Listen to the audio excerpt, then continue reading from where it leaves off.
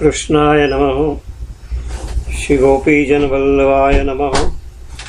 श्रीमदाचार्य चरण कमलेभ्यो नमः। श्री गोसाई जी परम दयालवे नमः। આજે શ્રી ગોકુળનાથજીનો પ્રાગટ્ય દિન.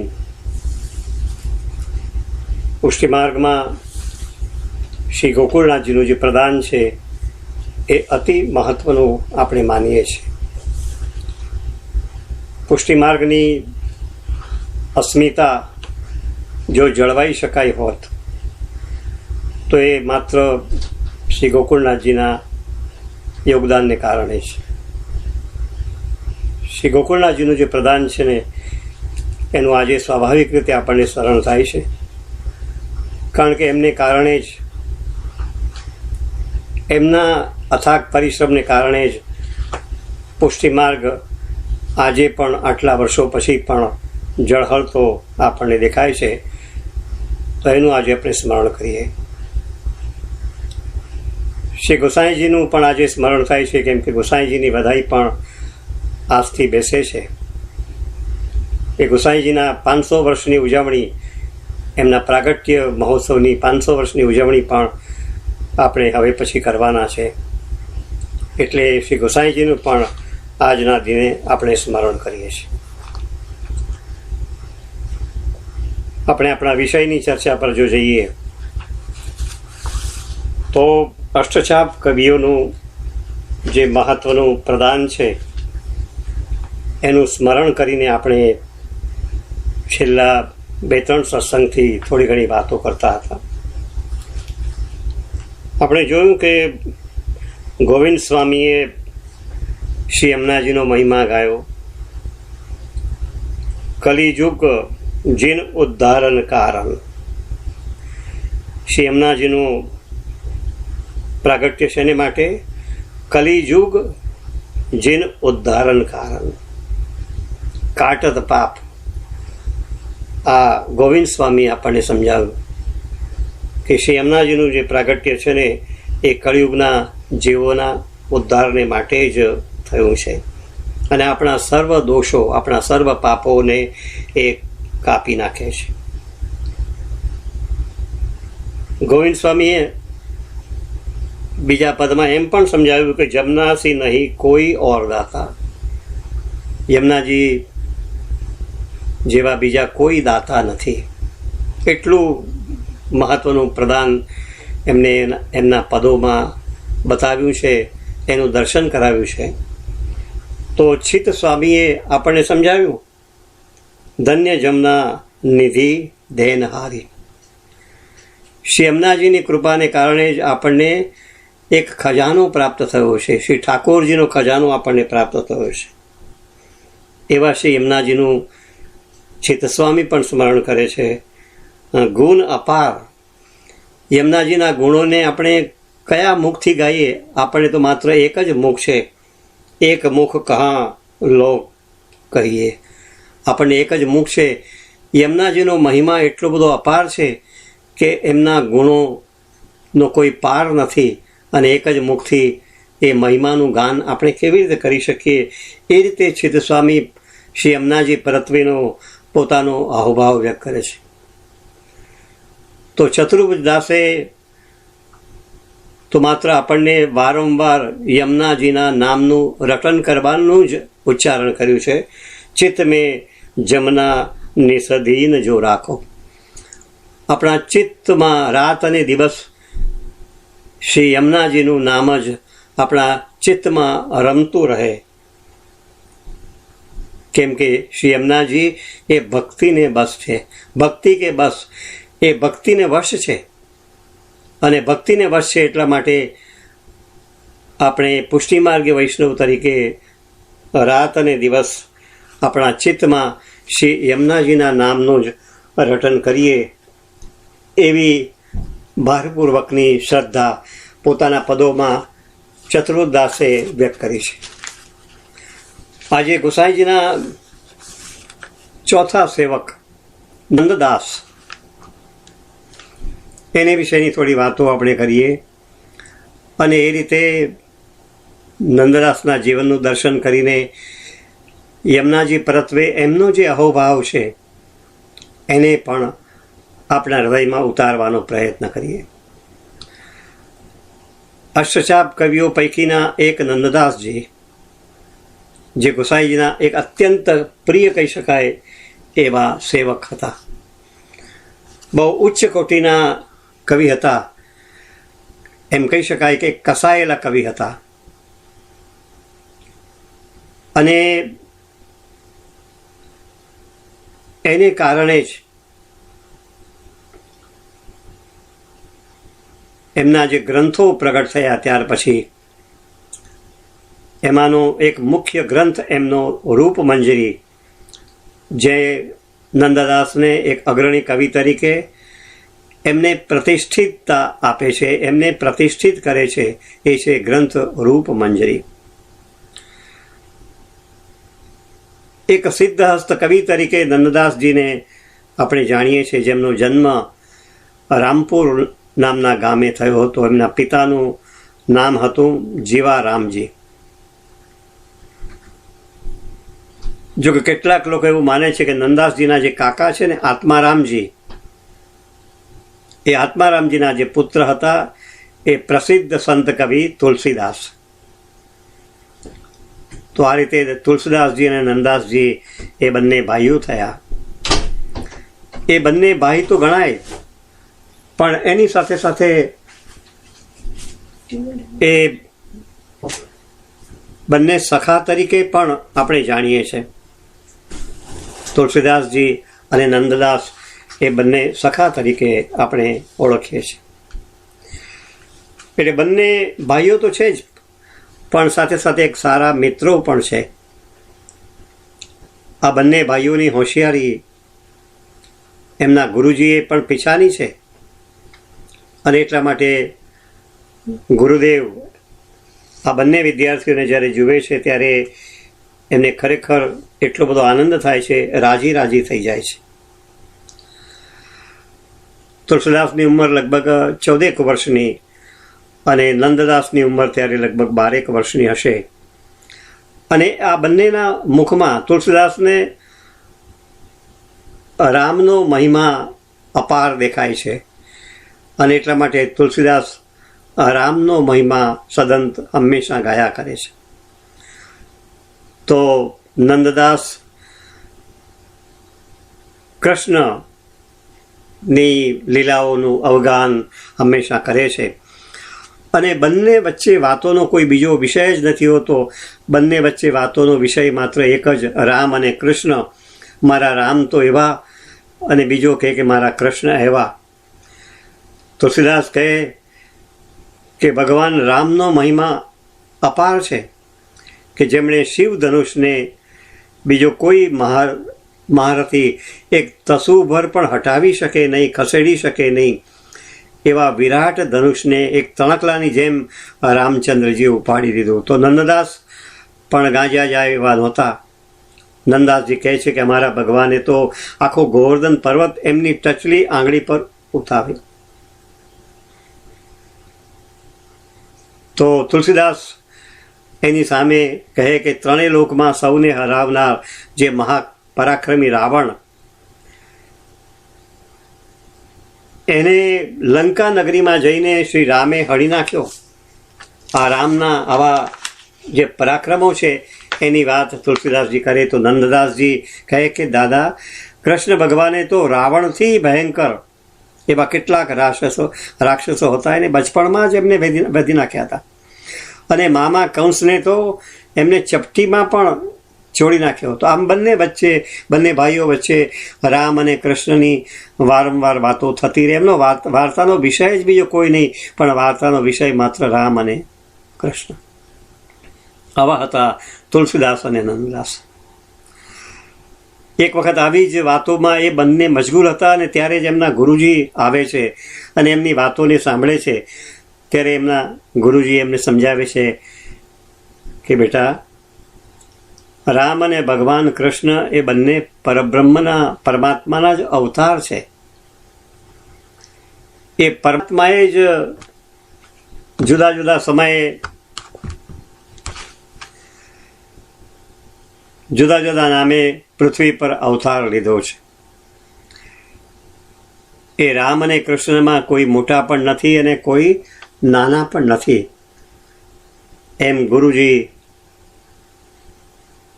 એમના આત્મારામજી એમના ગુરુજી એમને સમજાવવા માટેનો પ્રયત્ન કરે છે કે એમાં કોઈ પણ જાતનો તર્ક વિતર્ક નહીં કરવાનો. કોઈ નાનું નથી, કોઈ મોટું નથી. આ તો મિથ્યા ચર્ચા થાય અને કદાચ એવું બને કે તમે અવળે માર્ગે પણ ભટકી જાઓ. રામ અને કૃષ્ણ એ બંને પરબ્રહ્મ પરમાત્માના જ અવતાર છે. એક દિવસ તુલસીદાસની પાસે નંદદાસ આવે છે. એને ગામમાંથી સાંભળ્યું કે ગામમાંથી કેટલાક યાત્રિકો દ્વારકાની યાત્રાએ જવાના છે. તો થોડા મોટા હતા એટલે એમની આગળ આવીને વાત કરે છે કે મારે પણ તીર્થયાત્રા કરવી છે, મારે જવું છે. દ્વારકા સુધીનો ઠેઠ સુધીનો સંઘાત છે, એટલે એમની સાથે જવામાં મને કોઈ પણ જાતનો વાંધો નથી. મને આવો સારો સંઘાત ફરીથી કદાચ ક્યારે મળે, તમે જો રજા આપો તો ચોક્કસ હું આ સંઘની સાથે જાઉં. ઘણી બધી વિનંતી કરે છે. એટલે એનો આગ્રહ જોઈને તુલસીદાસ કહે છે કે ભાઈ કંઈ વાંધો નહીં, તું જા, કાળજીથી જજે, ભગવાન રામ તને સહાય કરશે. એમ કરીને તુલસીદાસ નંદદાસજીને આજ્ઞા આપે છે. અને આ રીતે નંદદાસ દ્વારકાધીશની યાત્રાએ નીકળે છે. સારો સંગાત પણ એમને અનાયાસે મળી જાય છે. એટલે દ્વારકાધીશની યાત્રાએ નીકળે છે. આ યાત્રા નીકળે છે તેમાં થોડા દિવસ પછી મથુરા પહોંચે છે. તો આ સંઘના બધા માણસોએ વિચાર કર્યો કે અહીં મથુરામાં થોડાક દિવસ રહીએ, દર્શનનો લાભ લઈએ, પછી દ્વારકા જઈશું. નંદદાસને વિચાર થાય છે કે આટલા બધા દિવસ અહીંયા રોકાવાનો શું અર્થ? આવી રીતે અહીંયા રોકાવાનું કંઈ બહુ ઠીક મને નથી લાગતું. અને એટલા માટે એ તો વહેલી સવારે ઉઠીને એકલા ચાલી નીકળે છે. રસ્તે જાય છે આ રીતે. ત્યારે નંદદાસને 4-5 બીજા ભાઈઓનો સંગાત પણ મળી જાય છે. અને આ રીતે રણછોડરાયજીના દર્શનને માટે દ્વારકાપુરી જવા માટે નંદદાસ નીકળે છે. સાથે 4-5 જણનો સંગાત પણ એમને મળે છે. 1-2 દિવસ તો નંદદાસ એમની સાથે ચાલ્યા, પણ ચાલતા ચાલતા થોડું અંતર વધારે પડી ગયું. પરિણામે નંદદાસ માર્ગ ભૂલે છે. સિંહનાથ ગામે આવે છે. થાકેલા છે એટલે રાત્રે પાણી પીને માત્ર સૂઈ જાય છે. બાકીના જે યાત્રિકો એની સાથેના હતા એ તો નીકળી પડે છે. આ તો ઊંઘતો હતો ને એ ઊંઘતો હતો ને છતાંય બીજા યાત્રિકો નીકળી પડે છે. નંદદાસને આશ્ચર્ય થાય છે કે મારી સાથેના સંગાતીઓ બધા ક્યાં ગયા? ચાલો હું એકલો છું, એવી જ દ્વારકાધીશની મરજી હશે એમ માનીને એ પોતે આશ્વાસન લે છે. અને સામે દેખાતો જે તળાવનો કિનારો ત્યાં આગળ પહોંચે છે. ત્યાં નિત્યકર્મથી એ પોતે પરવારે છે. ગામની વચ્ચે એક ચોતરો છે. એ ચોતરાની ઉપર થોડા ઘણા માણસો બેઠા હતા. એમને નંદદાસ પૂછે કે કાકા, હું અજાણ્યો છું અહીંયા. મારી સાથે 4-5 માણસો હતા.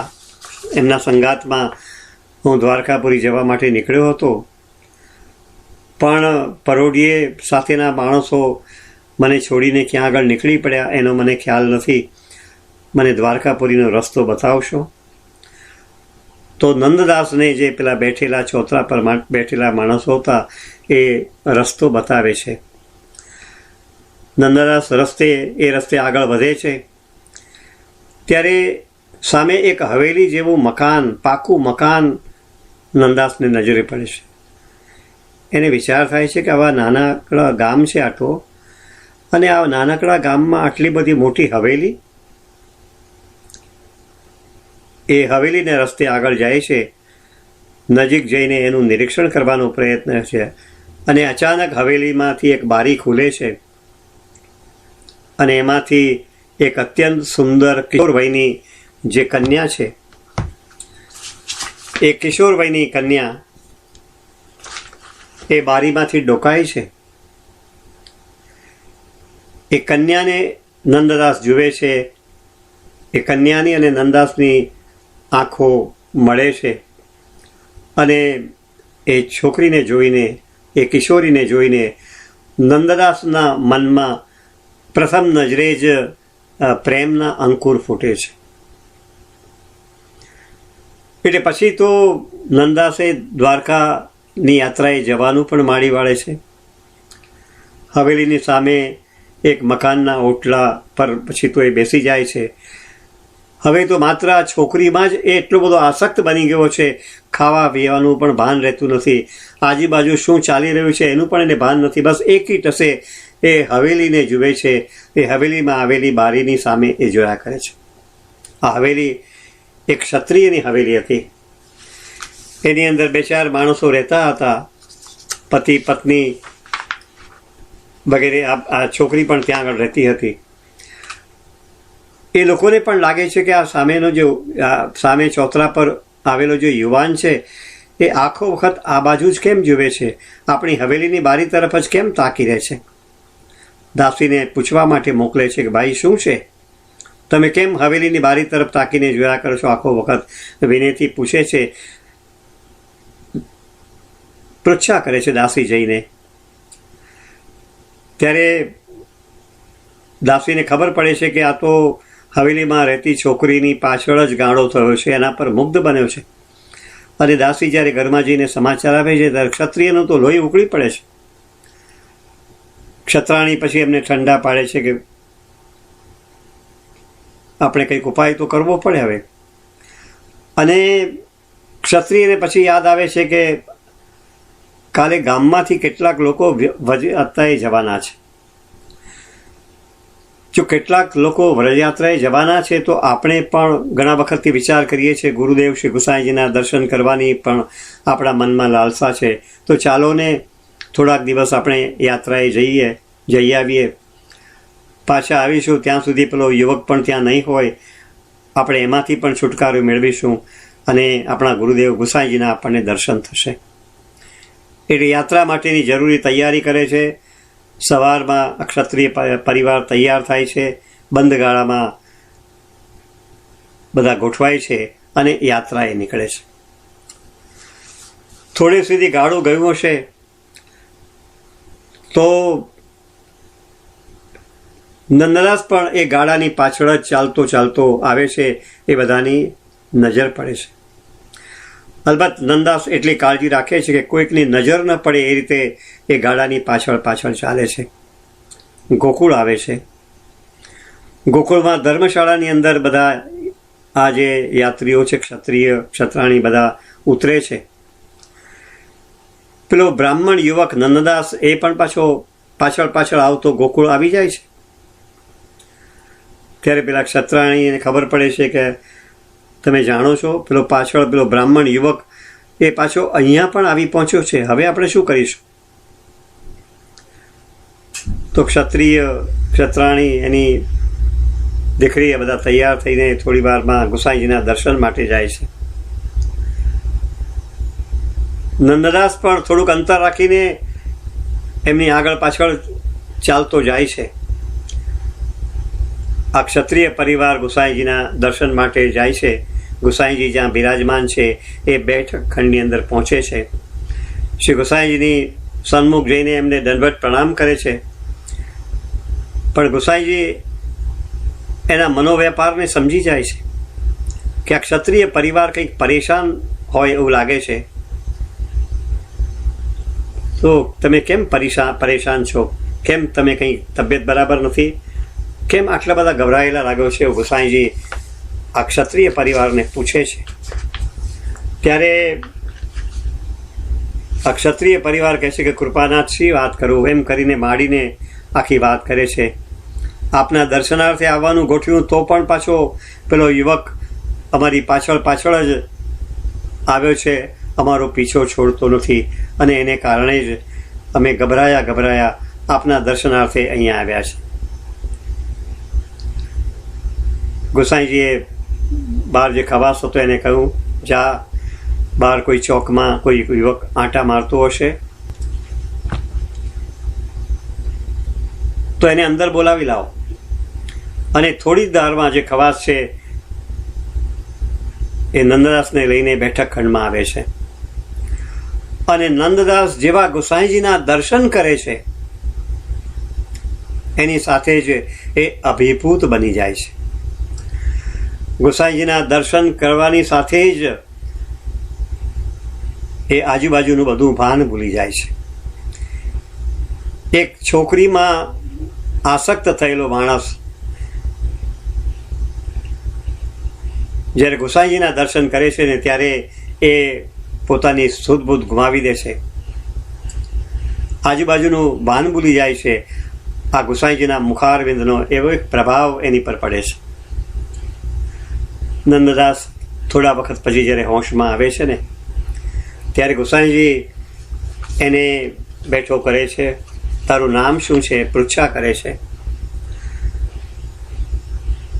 પેલી ક્ષત્રિય છોકરીની પાછળ તું શા માટે લટ્ટુ બન્યો છે, શા માટે મુગ્ધ બન્યો છે? નંદદાસે રડમસ ચહેરે ગોસાઈજીની આગળ પોતાના મનની વાત કરે છે, પોતાનું હૈયું ઠાલવે છે. કૃપાનાથ, મારા મનમાં એને માટે કોઈ ખરાબ ભાવ નથી. મને તો એ નિર્દોષ છોકરીને જોઉં છું ત્યારે મારો મનોહર શ્રી કૃષ્ણ મને યાદ આવે છે. એના ચહેરાને જોઉં છું ત્યારે મુરલી મનોહર શ્રી કૃષ્ણની ઝલક મને દેખાય છે. એ જ કારણ છે કે જેને કારણે આ છોકરીની પાછળ હું લટ્ટુ બન્યો છું. એ મુખારવિના દર્શન કરું ત્યારે જ મને ચેન પડે છે. આ રીતે ગોસાઈજીની આગળ નંદદાસ પોતાની કથની સંભળાવે છે. આમ પણ ગોસાઈજીના દર્શન કરીને એ પ્રભાવિત તો બન્યો જ હતો. ગોસાઈજીએ બહુ ધીમેથી નંદદાસની આજ્ઞા કરે છે કે હવે ત્યાં વ્રજભૂમિમાં પગ મૂક્યો છે ને,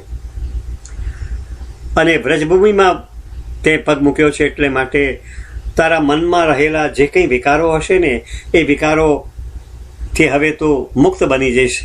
તને એ વિકારો પજવશે નહીં. હવે તો માત્ર તારા હૈયાની અંદર, તારા મનમાં માત્ર એક જ કલ્પના કર, માત્ર રાધા કૃષ્ણને તું જોયા કર. તારી સામે રાધા કૃષ્ણ બિરાજમાન છે એ પ્રકારની ભાવના કર. કેમ કે આ તો શ્રી પ્રભુની દિવ્ય કહી શકાય, અલૌકિક કહી શકાય એવી ભૂમિ છે. તારા મનમાં રહેલા જે કંઈ લૌકિક વિચારો છે એ કાઢી નાખ. નંદદાસજી બીજું કંઈ બોલતો નથી, પણ ગોસાઈજીને માત્ર એટલું જ કહે છે, આપના શરણમાં છું, આપ મારો ઉદ્ધાર કરો. અને એમ કહીને ગોસાઈજીના ચરણમાં એ પડી જાય છે. ગોસાઈજી એને વિશે થોડું ઘણું સાંભળ્યું તો હતું જ કે નંદદાસ કરીને છે એ થોડી ઘણી કવિતા પણ કરે છે. એટલે નંદદાસને એ ધીમે ધીમે પૂછે છે કે નંદદાસ, તું કવિતા પણ કરી જાણે છે? ત્યારે નંદદાસ બહુ વિનમ્ર ભાવે કહે છે કે કંઈક ક્યારેક ક્યારેક મનમાં તરંગો આવે ને તો ક્યારેક ક્યારેક કવિતા પણ કરી લઉં છું. ગોસાઈજીને આજ્ઞા કરે છે કે એકાદ પદગાન તો સંભળાવો. તો નંદદાસ ગોસાઈજીની આગળ પોતે રચેલું જે કાવ્ય છે ને એ સંભળાવે છે. રામકૃષ્ણ કહીએ ઉઠી ભોર, અવધ ઈશ વે ધનુષ્ય ધરે હૈ, એ બ્રજ માખણ ચોર. રામકૃષ્ણ કહીએ ઉઠી ભોર. સવારમાં રામ અને કૃષ્ણ બંને ઉઠ્યા છે, પણ રામ કેવા છે તો અવધ ઈશ વે ધનુષ્ય ધરે હે. રામે શું ધારણ કરેલું છે? ધનુષ્ય ધારણ કરેલું છે. અને કૃષ્ણ એ બ્રજ માખણ ચોર. અને કૃષ્ણ કેવા છે તો વ્રજના માખણ ચોર છે. એમ કરીને એ પદનું ગાન સાંભળે છે. ગોસાઈજી એટલા બધા પ્રભાવિત થઈ જાય છે. ગોસાઈજી એને આજ્ઞા કરે છે કે હવે તમે અહીંયા જ રહો અને ઠાકોરજીની સન્મુખ તમે રોજ કીર્તન પદગાન કર્યા કરો. એક દિવસ ગિરિરાજજી પરનું જે ગોવર્ધનજીનું મંદિર એમાં સુરદાસજી છે, બીજા કીર્તનિયાઓ પણ ત્યાં આગળ બેઠા છે અને ત્યાં આગળ નંદદાસ જાય છે. સુરદાસજીનું નામ સાંભળેલું, એમનો પરિચય પણ થોડો ઘણો હશે એટલે સુરદાસજીને પ્રણામ કરે છે અને એમની બાજુમાં એ બેસી જાય છે. નંદદાસને જ્યારે જુએ છે ત્યારે સુરદાસ કહે છે કે તમે તો બહુ સુંદર કાવ્ય કરો છો. ત્યારે બહુ વિનમ્રતાથી નંદદાસ કહે છે કે હા, બચપણમાં મેં પિંગળ શાસ્ત્રનો થોડો ઘણો અભ્યાસ કરેલો હતો અને એટલા માટે થોડી કાવ્ય રચનાઓ હું કરું છું. તો સુરદાસજી એમના કાવ્ય રચનાઓને જોઈ હતી, સાંભળી હતી એટલે કહે છે કે તમારી રચનાઓ બહુ સુંદર છે, પણ એમાં લૌકિક વાસનાની ગંધ આવે છે. એમાં સૌંદર્યની વાત છે પણ લૌકિક સૌંદર્યની વાતો છે. હું તો જન્મથી અંધ છું. શ્રી મહાપ્રભુજી વલ્ભાચાર્યજીની મારી પર અસીમ કૃપા છે અને અસીમ કૃપાએ જ મને જે કંઈ શિક્ષણ આપ્યું છે એ શ્રી વલ્લભની અસીમ કૃપાને કારણે છે અને એ જ મારું પરમ ભાગ્ય છે. અને એટલા માટે જ હું અલૌકિક તરફ આજે પ્રયાસ કરી રહ્યો છું. આવી વાત સુરદાસજી જ્યારે કરે છે ત્યારે નંદદાસજી એનાથી પણ પ્રભાવિત બને છે. અને એ રીતે મંદિરમાં રાજભોગનો સમય છે. ગુસાઈજી રાજભોગ સર્યા પછી ગુસાઈજી જ્યારે પ્રસાદ લઈને પોતાના બેઠક ખંડમાં બિરાજે છે ત્યારે એ જ સમયે, થોડા સમય પછીની વાત છે આવી આ, કે જેમાં નંદદાસ એક સ્ત્રીને સાથે લઈને ખંડમાં આવે છે. ત્યારે ગુસાઈજી પૂછે છે કે તમે ઘણા દિવસે દેખાયા, આટલા બધા દિવસ સુધી તમે ક્યાં ગયા હતા? તો નંદદાસે પ્રણામ કરીને હાથ જોડીને કહે છે, મહારાજ આજે તો હું મારી પત્ની કમલાની સાથે અહીંયા આવ્યો છું. મારા પિતાજીના સમાચાર આવતા મારે ગામમાં જવાનું થયું, ઘેર જવાનું થયું અને વડીલોએ તો નક્કી કરી રાખ્યું હતું કે હવે એની વાત પાકી કરી લઈએ, એના લગ્ન કરી નાખીએ. ના છૂટકે મારે લગ્ન કરવા પડ્યા છે. આ પ્રકારનું બંધન મને હવે લાગ્યું છે અને આ બંધન સાથે જ હવે હું આપના શરણની અંદર આવ્યો છું. ત્યારે ગુસાઈજી એને કહે છે કે એ બંધન નથી, આ તો તારી પ્રેરણા છે. આ પત્ની તને તારા જીવનમાં મોટામાં મોટું પ્રોત્સાહન આપશે. અને એમ કરીને ગુસાઈજી પોતાની પ્રસન્નતાને વ્યક્ત કરે છે. નંદદાસ પણ હાથ જોડીને સન્મુખ બેસે છે, પોતાનું પદગાન શરૂ કરે છે. ઉદ્ધવ કો ઉપદેશ સુનો વ્રજનાગરી, ઉદ્ધવ કો ઉપદેશ સુનો વ્રજનાગરી. ઉદ્ધવજી વ્રજમાં ગયા છે, ગોપીજનોની આગળ જ્ઞાનની ઘણી બધી વાતો કરે છે. ઉદ્ધવ કો ઉપદેશ સુનો વ્રજનાગરી, રૂપ શીલ લાવણ્ય સવે ગુણ આગરી. રૂપ, શીલ, લાવણ્ય ઠાકોરજીને માટે આ બધાનું કોઈ મહત્વ નથી. ઠાકોરજીને માટે જો કોઈ વધારે મહત્વની વસ્તુ હોય ને તો પ્રેમ દુજા રસ રૂપની ઉપજાવન સુખધન. ઠાકોરજીને શેનાથી સુખ થાય છે? તો ભક્તના પ્રેમથી સુખ થાય છે. સ્નેહપૂર્વકની ભક્તિથી ઠાકોરજી પ્રભાવિત બને છે, બીજા કશાથી, કોઈના રૂપથી નહીં, કોઈના શીલથી નહીં, કોઈના લાવણ્યથી નહીં. આ રીતનો પોતાના પદગાનની અંદર નંદદાસજી પોતાનો ભાવ વ્યક્ત કરે છે. ગુસાઈજી ખૂબ પ્રભાવિત થાય છે. તો નંદદાસજી આવા કે એક વખત એક લૌકિક છોકરીમાં આસક્ત બનેલા, એ એકમાત્ર ગુસાઈજીના પ્રભાવને કારણે, ગોસાઈજીના દર્શન માત્રથી એક વ્રજભૂમિમાં પ્રવેશની સાથે એમાં રહેલા જે લૌકિક વિકારો છે એ લૌકિક વિકારો જતા રહે છે. અને પછી તો ગિરિરાજની તળેટીમાં માનસી ગંગા પર આનંદદાસ કાયમને માટે નિવાસ કરે છે અને શ્રીનાથજીની કીર્તન સેવા કરે છે. આવા નંદદાસજી કે આગ્રામાં એક પરિણીત ક્ષત્રાણીના રૂપમાં મુગ્ધ, પણ ગુસાઈજીની કૃપાને કારણે, વ્રજભૂમિના પ્રભાવને કારણે આખા એના માનસનું પરિવર્તન આવે છે અને પછી તો શ્રી નાથજી બાબાની કીર્તન સેવામાં આજીવન એ લાગી જાય છે. એવા નંદદાસ એ યમુનાજીનું મહાત્મા પણ બહુ પ્રેમપૂર્વક પોતાના હૃદયની પૂરી શ્રદ્ધા ઠાવીને કર્યું છે. તો એ પદોને પણ આપણે હવે ધ્યાનમાં લઈએ. ભક્ત પર કરી કૃપા જમના જુએસી. યમુનાજીએ પોતાના ભક્તો પર કેવી અનુપમ કૃપા કરી છે. એટલા માટે તો છાડી નિજધામ, યમુનાજી ભક્તોના ઉદ્ધારને માટે શું કર્યું? તો પોતાનું નિજ ગોલોકધામ છે એ છોડીને આ પૃથ્વી પર પધાર્યા છે. ભક્ત પર કરી કૃપા જમના જુએસી.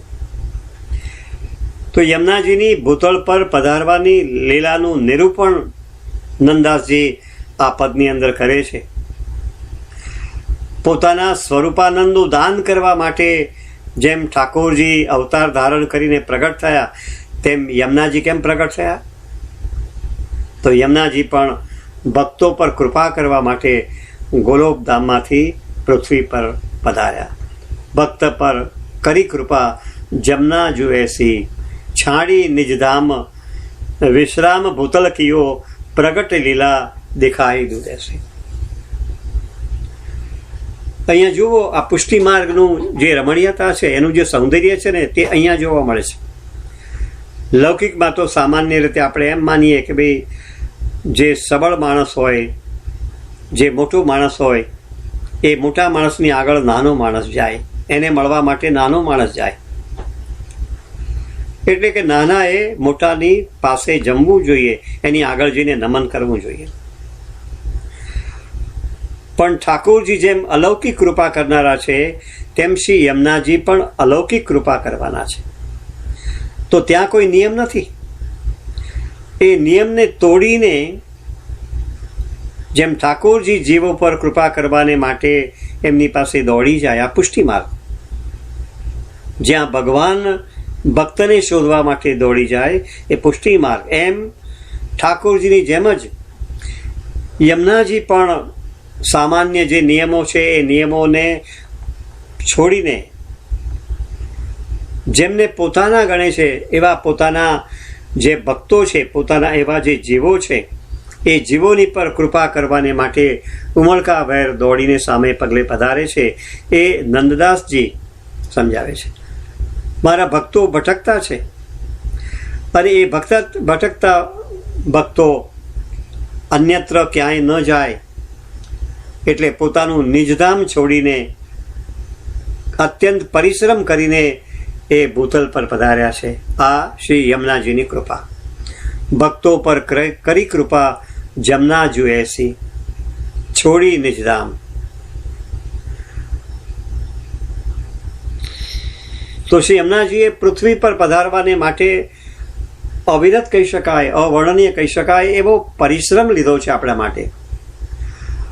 કલિંદ પર્વત પરથી વ્રજનું અંતર તો સેંકડો માઇલનું, તો એ સેંકડો માઇલનું અંતર શ્રી યમુનાજીએ કાપ્યું. અને આવા પ્રદેશોમાં થઈને પછી યમુનાજી વ્રજમાં પધાર્યા છે.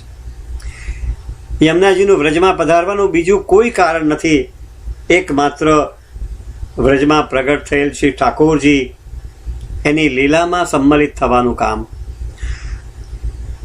ઠાકોરજીની લીલાસલી સિદ્ધ કરવાનું કામ, શ્રી ઠાકોરજીને સુખ આપવાનું કામ, એ યમુનાજીના પ્રાગટ્યનું એકમાત્ર કારણ.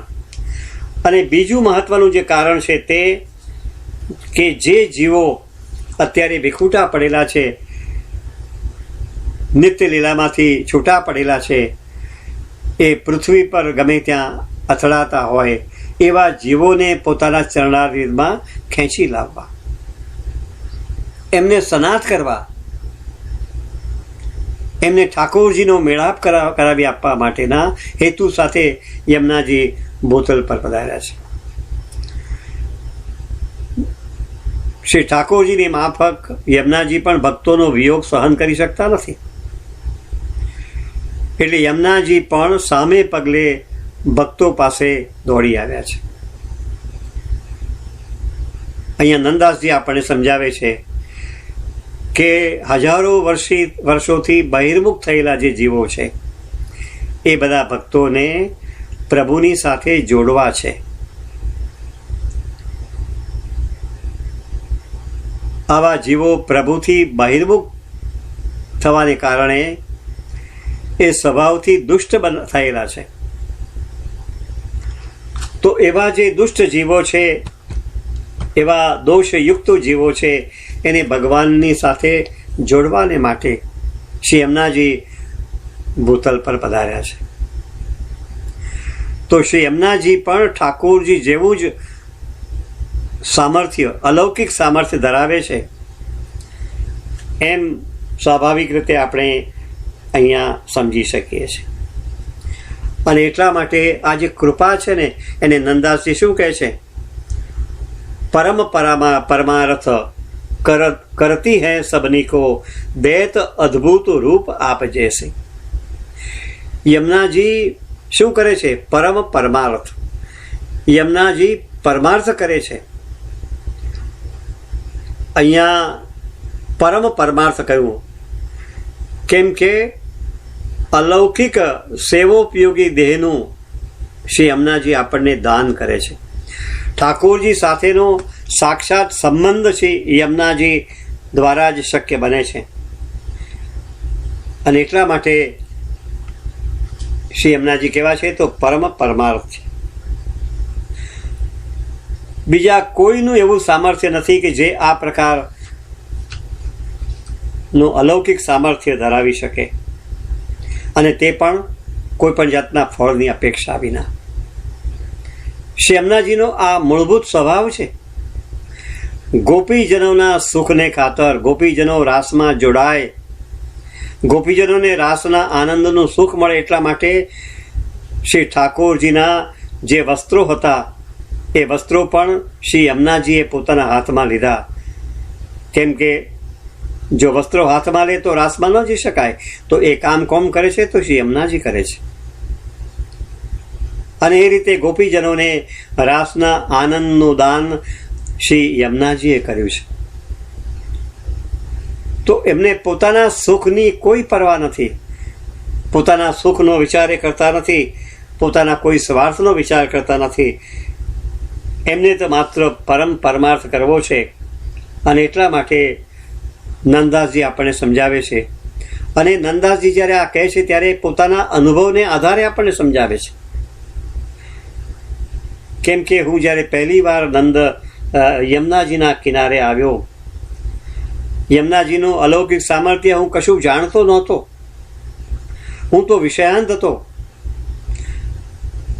પણ યમુના કિનારા પર આવ્યા પછી ભૂખ તરફથી પીડાતો એવો હું યમુનાજીને કૃપાને કારણે, યમુનાજી દ્વારા મને જે અકારણ કહી શકાય એવી કૃપા મારા પર થઈ, એને કારણે હું ગોકુળ સુધી પહોંચ્યો. અને ગુસાઈજી દ્વારા મને શ્રી ઠાકોરજીના ચરણારવિંદ પકડાવ્યા. આ નંદદાસજીનો અનુભવ છે. એટલે નંદદાસજી આપણને શું શિખામણ આપે છે? પોતાના અનુભવને આધારે શિખામણ આપે છે કે યમુનાના સ્વરૂપને આપણે જાણી લઈએ. યમુનાજીના સ્વરૂપને જાણીને દ્રઢતાપૂર્વક, આસ્થાથી, પૂરેપૂરી શ્રદ્ધાથી શ્રી યમુનાજીના ચરણારવિંદને આપણે પકડી લઈએ. ક્યારે પણ શ્રી યમુનાજીના ચરણારવિંદનો ત્યાગ ન કરીએ. કેમ કે યમુનાજીની કૃપાથી જ આપણને ઠાકોરજીની સાથેનો મેળાપ થશે.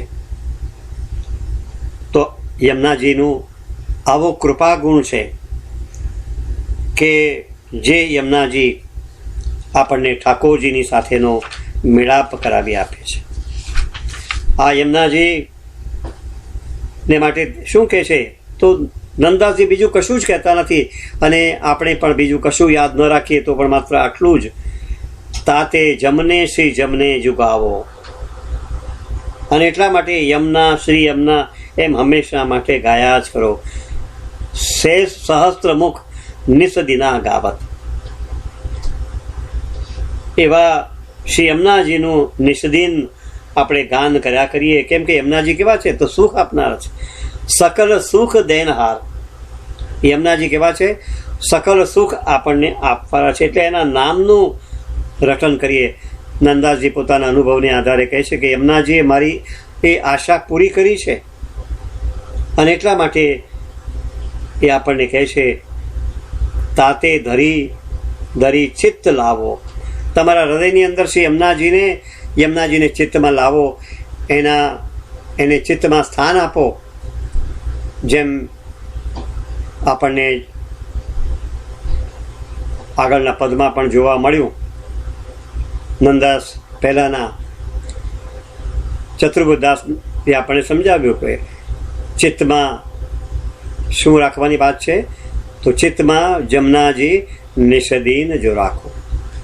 ચિત્તમાં શું રાખવાનું છે? તો યમુનાજીનું નામ જ આપણે હંમેશા રાખે કરીએ. તો આવા યમુનાજીનું પુષ્ટિ જેવો યમને શ્રી યમને એવું રટન આપણે કરીએ તો શું થાય છે? તાહી પાવો. આપણે અડગ મનથી શ્રદ્ધાપૂર્વક શ્રી યમુનાજીના મનનું જો આ રીતે રટન કરીશું તો આપણને ચોક્કસ ઠાકોરજી પ્રાપ્ત થશે. તાહી પાવો. તો શ્રી યમુનાજી કેવા છે? આવું સુખ આપનાર છે, સકલ સુખ દેનાર. શ્રી મહાપ્રભુજીએ પણ યમુનાષ્ટકની શરૂઆત કરી, નમામિ યમુનામહમ સકલ સિદ્ધિ હેતુ મુદા. યમુનાષ્ટકની પહેલી પંક્તિમાં જ સકલ સિદ્ધ હેતુ મુદા. આમ શ્રી મહાપ્રભુજી આપણને સકલ સિદ્ધિઓને એ અર્પનારા છે.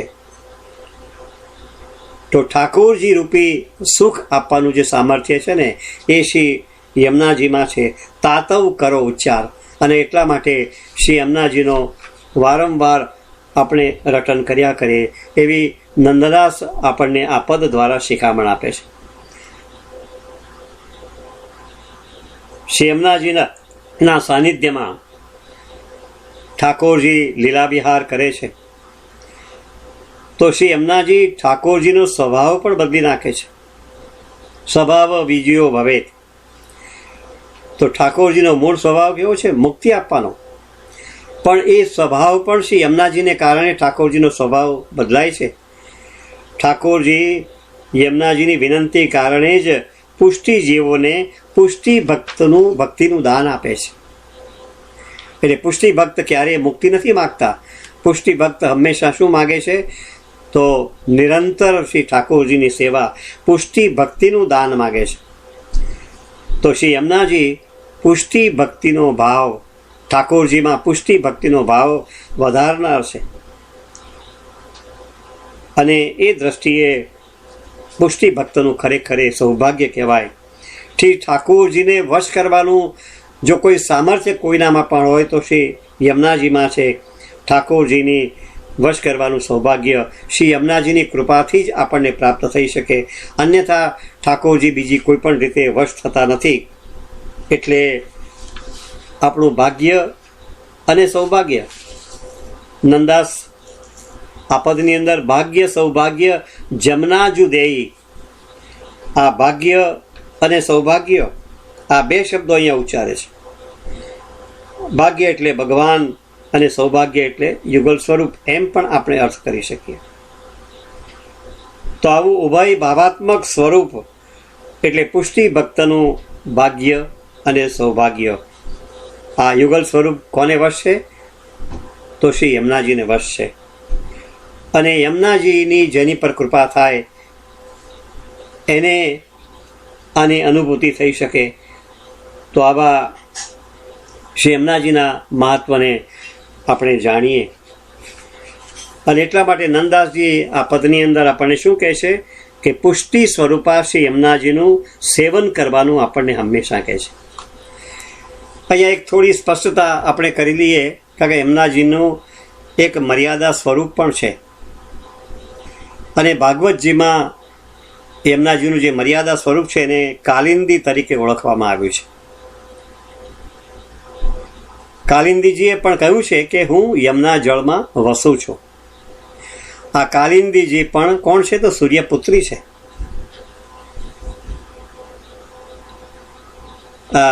કાલિંદી કોણ છે? તો કાલિંદીજી એ મર્યાદા દેવી સ્વરૂપ છે, જે મર્યાદા ભક્તોની કામનાઓ, એમની જે કંઈ ઈચ્છાઓ હોય, એમની જે કંઈ મનોકામનાઓ હોય એ પૂર્ણ કરે. તો યમુનાજીના કિનારા પર તો બધા આવે છે, મર્યાદા ભક્તો પણ આવે છે, યમુનાજીના કિનારા પર પુષ્ટિ ભક્તો પણ આવે છે. તો જે પ્રવાહી જીવો આવે, જે મર્યાદા જીવો આવે, એ શેની ઉપાસના કરે છે? તો કાલિંદીજીની ઉપાસના કરે છે, એમનું પૂજન કરે છે. પણ પુષ્ટિ જીવોના સેવ્ય કાલિંદી જ નથી. આપણા સેવ્ય કોણ છે? તો શ્રી યમુનાજી છે. ત્યારે મનમાં એક પ્રશ્ન થાય કે આ મથુરામાં જઈએ છીએ, યમુના પૂજન કરવાને માટે આપણે પહેલાં ત્યાં જઈએ છીએ, તો એ શું છે? તો આપણા જે ચોબાજી, આપણા તીર્થ પુરોહિતો આપણે જે કરાવે છે ને, એ તો કાલિંદીજીનું પૂજન છે. ઠાકોરજીના ચોથા સ્વામીની પુષ્ટિ સ્વરૂપા શ્રી યમુનાજીનું પૂજન એમાં નથી હોતું, કારણ કે પુષ્ટિ માર્ગમાં પૂજા નથી, પુષ્ટિ માર્ગમાં સેવા છે. પુષ્ટિ ભક્તો શ્રી યમુનાજીની સેવા કરે, કદી પણ પૂજા ન કરે. અને શ્રી યમુનાજી એકલા સેવાતા નથી, એમનું સેવન હંમેશા ઠાકોરજીની સાથે જ, એટલે કે યુગલ સ્વરૂપે જ થાય. શ્રી યમુનાજી એટલે એમનું સેવન હંમેશા ઠાકોરજીની સાથે યુગલ સ્વરૂપે જ થાય. એકલા શ્રી યમુનાજીની સેવા નથી થતી. એટલે વિશ્રામ ઘાટે કે ઠકરા ઘાટે આપણે સેવા કરીએ છીએ ને, ત્યારે ઠાકોરજી અને શ્રી યમુનાજીને સાથે સાથે પધરાવીને સેવા કરીએ, સાથે સાથે પધરાવીને આપણે ભોગ ધરીએ. આવા પુષ્ટિ સ્વરૂપા શ્રી યમુનાજીને આપણે જાણીએ. નંદદાસના મુખથી, એમાં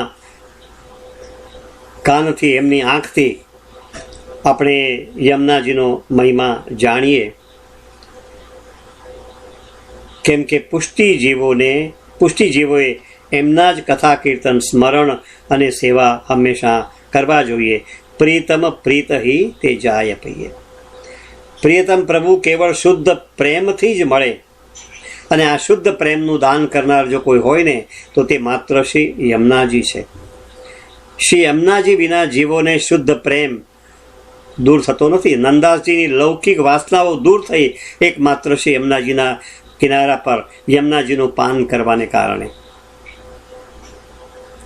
તો આ વાત બહુ શ્રદ્ધાપૂર્વક આપણે સમજવાનો પ્રેમ કરવી. ઠાકોરજીમાં પ્રેમ કરવો હોય ને, તો ઠાકોરજીનું મહાત્મ જ્ઞાન આપણને હોવું જોઈએ. તેમ યમુનાજીમાં પણ પ્રેમ કરવો હોય ને, તો યમુનાજીનું પણ મહાત્મ જ્ઞાન આપણને હોવું જરૂરી છે.